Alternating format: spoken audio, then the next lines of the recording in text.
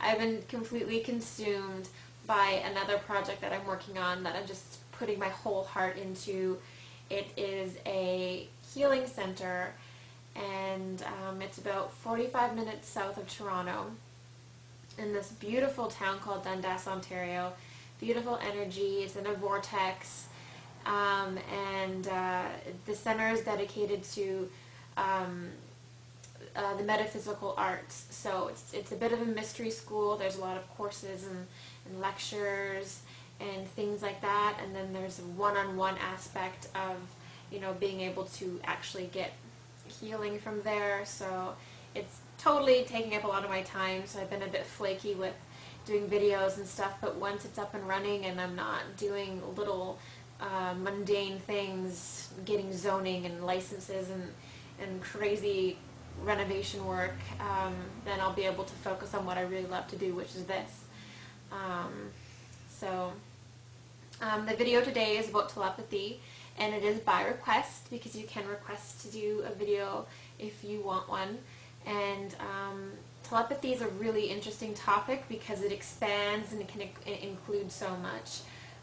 So we're just going to kind of touch on it today.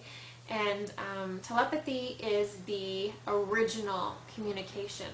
It is the purest form of communication, and it is exchanging information through ideas, emotions, memories, directly from one person to another without spoken language.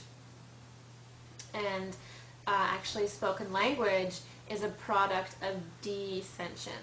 So at one point we were all able to speak telepathically, and that was the way we talked, i.e. like fifth dimensional, fourth dimensional communication is telepathic.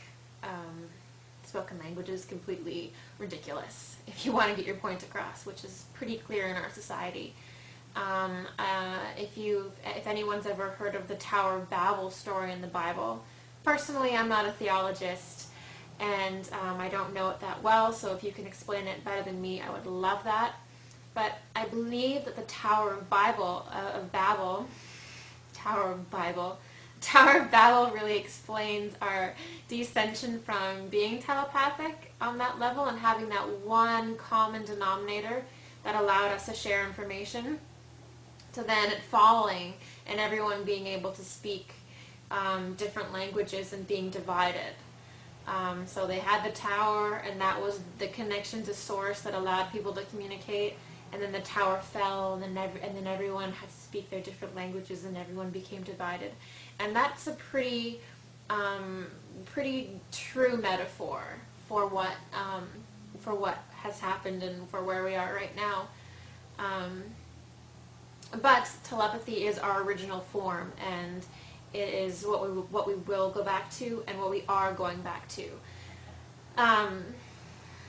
Language takes ideas, emotions, and memories from their pure form in your body and decodes them into words. So as I'm speaking to you, I'm taking an idea, which is a pure form, and I have to break down that vibration. I have to break down that idea into words and tell you. So that's what language is. And language, spoken language. And spoken language is a really inefficient type of communication because of that. Decoding is an extra step where distortions can occur. So in that process of taking one thing and trying to find the right words and blah, blah, blah, so much is lost.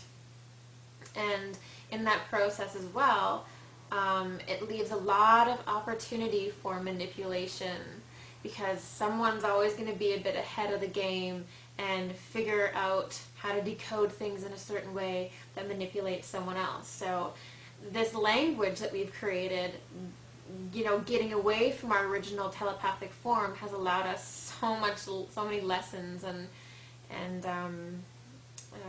in our inefficient language that we use now. On the other side, telepathy is a pure form of communication. There is no taking telepathy and decoding it into something else. Telepathy really represents taking, you know, your vibrational, whatever you're feeling, whatever you're thinking, and then just the other person recognizing that in you, and that's how you communicate. You don't have to push it out. just is. There's just that level of telepathy. Frequencies are literally read directly from a person.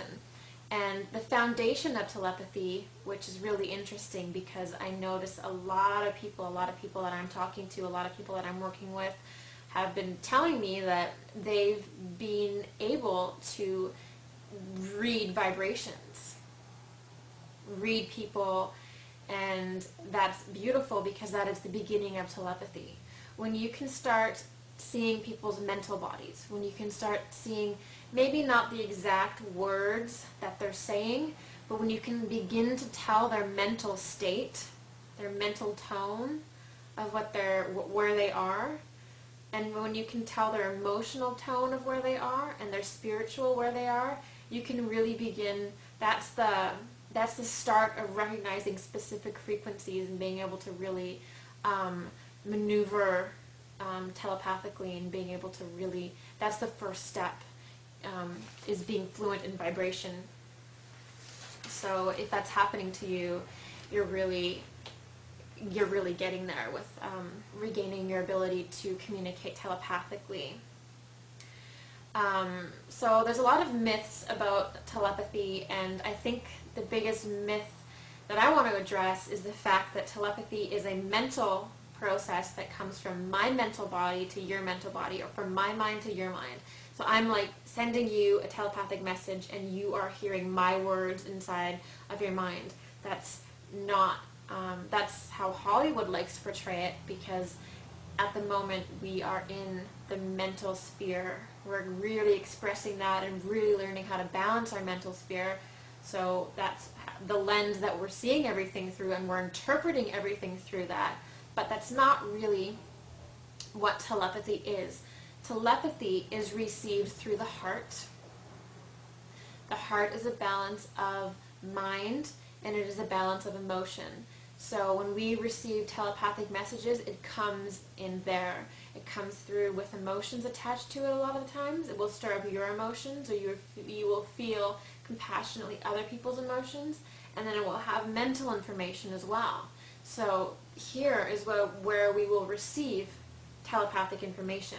If you are in a dream, or if you are communicating with a guide, pay attention to this chakra, open it up, because that's where you're communicating from. Not here, not your mind, but here. Maybe, I mean, your pineal gland is different, but, you know, this is the chakra that really is active when it comes to telepathy. The second place you want to focus as well with telepathy, besides the pineal gland, is your other spiritual gland, which is the 7th chakra up there, your spiritual body. That has a very high vibrational frequency, and if you are communicating telepathically, then the information is going to be very high in vibration. So that means that it's going to be coming from the spirit body as well. So this chakra will have to be open and quite clean if you are doing telepathic communication as well. It is the bridge between, you know, spirit and physical. It's the last place where spirit is before it enters into your body. The mental body does have a part in telepathy. The mental body is deductive, it is reasonable, and it is logical. So once it's been received in the heart, and once it's been received through the pineal gland and through the 7th chakra, then eventually it will percolate into the mind. Then eventually it will percolate into your consciousness.